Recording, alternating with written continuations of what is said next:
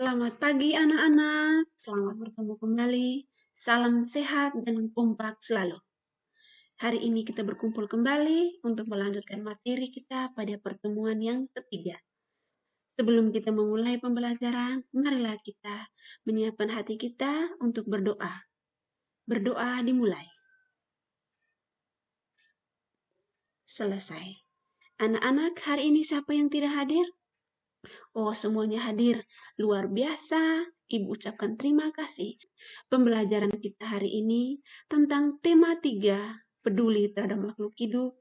Subtema 1, hewan dan tumbuhan di lingkungan rumahku. Anak-anak, sebelum kita masuk materi ini, Ibu ingin mengingatkan kembali materi pada pertemuan sebelumnya tentang hak dan kewajiban terhadap tumbuh-tumbuhan. Apa yang menjadi hak kita dan apa yang menjadi kewajiban kita. Ada yang masih ingat salah satu contoh hak terhadap tumbuh-tumbuhan? Ya, salah satu contoh hak kita adalah kita memperoleh oksigen dari tumbuh-tumbuhan.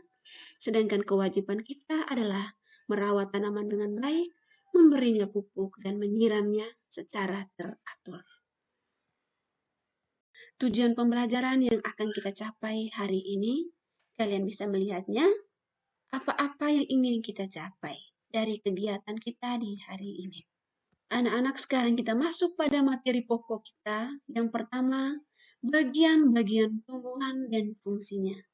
Materi yang kedua, membuat pertanyaan untuk wawancara. Semangat untuk memulai materi kita hari ini. Bagian-bagian tumbuhan, kita mulai dari apa anak-anak? Ya, ini namanya akar. Yang ini ya, batang. Ini namanya daun. Yang ini ada buah. Dalam buah pasti ada biji. Ya, benar sekali. Setelah biji pasti ada. Ini gambar apa namanya? Bunga. Ya, luar biasa anak-anak. Ini adalah bagian-bagian tumbuhan. Setelah kita mengamati bagian-bagian tumbuhan berikut ini, sekarang mari kita mengenal fungsi dari bagian-bagian tumbuhan yang kita sudah amati. Yang pertama adalah akar. Akar merupakan bagian tumbuhan yang tumbuh di dalam tanah. Untuk beberapa jenis tumbuhan, akar juga terdapat di atas tanah, bahkan menggantung. Materi yang akan kita pelajari, mari kita mengamati fungsi akar berikut ini. Fungsi akar yang pertama adalah, ayo kita baca sama-sama. Yang pertama, menyerap air, mineral, dan zat-zat makanan dari dalam tanah, kemudian dikirim ke daun dan ke seluruh bagian tumbuhan. Fungsi akar yang kedua, mengokohkan berdirinya tumbuhan. Dan fungsi yang ketiga, sebagai penyimpan cadangan makanan seperti pada umbi akar. Contohnya pada tanaman apa anak-anak? Ya, contohnya pada singkong, wortel, dan lobak. Dan fungsi yang terakhir adalah sebagai alat respirasi. Respirasi atau kata lainnya bernapas. Contohnya pada tumbuhan bakau. Ya anak-anak, tumbuhan bakau ini biasanya hidup di mana? Daerah dataran tinggi, dataran rendah, atau daerah pantai? Ya, di daerah pantai.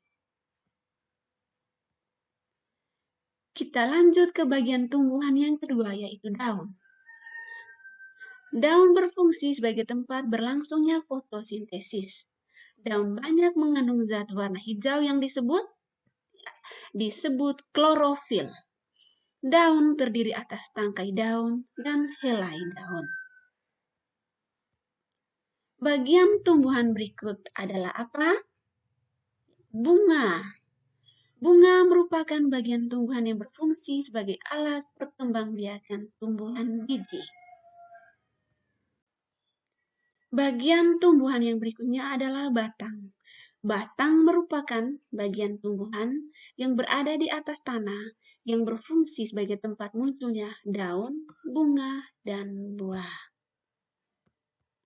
Adapun fungsi dari batang, yang pertama adalah memperkokoh tubuh tumbuhan, sehingga dia bisa berdiri dengan tegak dan pada bagian tengahnya yang keras atau disebut jantung kayu. Yang kedua, sebagai pengangkut air dan mineral dari akar ke daun.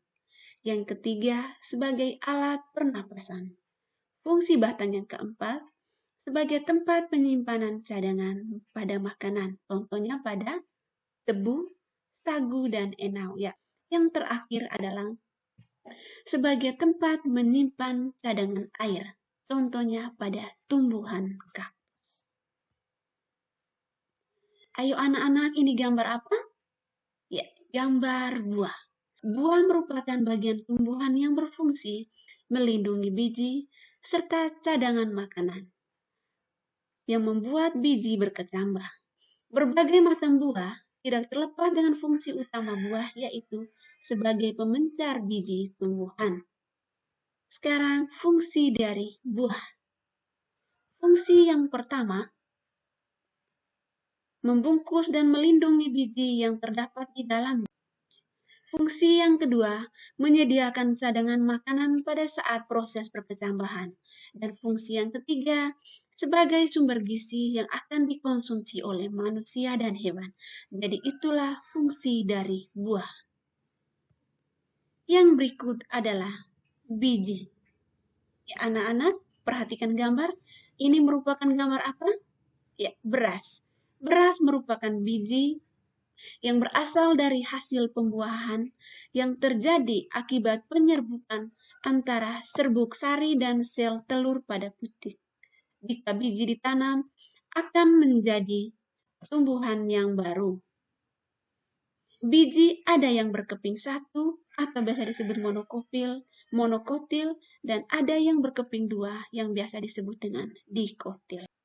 Setiap bagian tumbuhan yaitu akar, batang, daun, dan biji, serta bunga dan buah memiliki peran berbeda untuk membuat tumbuhan tetap hidup. Biji adalah bagian penting tumbuhan yang berfungsi untuk mempertahankan kelestariannya. Ya anak-anak, bagaimana sampai di sini sudah paham tentang bagian tumbuh dan fungsinya? Sudah? Ya. Sekarang kita lanjut lagi ke materi yang berikut. Anak-anak, sekarang kita mengamati teks yang ada di layar dan mari kita membacanya dalam hati.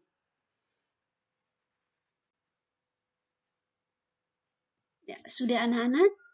Ya, kalau kita sudah membaca teks yang ada, sekarang mari kita berlatih menyusun pertanyaan yang benar dalam melakukan sebuah wawancara. Pertanyaan yang baik yang pertama diawali dengan kata tanya. Bisa menggunakan kata tanya yang berpola adik simba. Apa, di mana, kapan, siapa, mengapa, dan bagaimana. Yang kedua, pertanyaan fokus dan tepat sasaran. Yang ketiga, menggunakan bahasa yang benar. Dan yang keempat, antar pertanyaan harus berkesinambungan. Yang berikut harus sesuai dengan topik. Yang berikutnya, jawabannya bukan iya dan tidak. Dan yang terakhir, kita harus menggali lebih banyak informasi. Ya, anak-anak, setelah kalian membaca teks tadi, Ibu harap kalian bisa belajar untuk menyusun pertanyaan yang benar dengan berpatok pada bagian yang ada ini, cara membuat pertanyaan yang baik. Setelah kita menulis pertanyaan untuk melakukan wawancara, pasti dalam wawancara ada hasil yang kita ingin capai. Dan sistematika penulisan laporan wawancara dapat kita lihat di layar. Yang pertama, dalam penulisan laporan hasil wawancara kita harus menulis judul. Yang kedua, tujuan yang ingin dicapai. Yang ketiga, narasumbernya harus ada. Tempat dan waktu. Hasil wawancara harus ditulis, dan yang terakhir adalah kesimpulan. Ya, anak-anak, materi kita hari ini sampai di sini saja. Ada yang belum paham, silakan bertanya. Ada yang mau bertanya? Ya, silakan. Ya, kalau tidak ada yang bertanya, sekarang kita mari membuat kesimpulan tentang bagian-bagian tumbuhan dan fungsinya. Ada yang bisa membuat rangkuman tentang materi kita hari ini? Ayo kita membuat rangkuman bersama-sama ya. Bagian-bagian tumbuhan itu terdiri dari akar, batang, daun, bunga, dan buah. Dan dari bagian-bagian tumbuhan itu pasti memiliki fungsinya masing-masing. Ibu harap kalian bisa menyimak dari penjelasan Ibu dan mengingat tentang fungsi bagian-bagian tumbuhan. Yang berikut adalah menyusun pertanyaan dalam melakukan wawancara. Ingat, hal yang paling pertama dalam menyusun sebuah pertanyaan adalah menggunakan kata tanya yang tepat, yang berpola adik Simba. Setelah menyusun pertanyaan, pasti kita akan melakukan wawancara. Setelah melakukan wawancara, kita juga akan menulis laporan hasil wawancara dengan mengikuti aturan yang ada, seperti memperhatikan judul, tujuan, narasumber, tempat dan waktu hasil wawancara, dan yang terakhir membuat kesimpulan. Anak-anak, sekarang kita lanjut mengerjakan LKPD yang ada. Ibu harap LKPD yang sudah dikerjakan bisa dikirimkan ke WA pribadinya Ibu. Ingat, semangat dalam mengerjakan tugas, selalu belajar, jaga jarak, jaga kesehatan. Selamat siang semua anak-anak. Mari kita berdoa untuk mengakhiri kegiatan kita hari ini. Berdoa selesai. Selamat siang, sampai berjumpa lagi.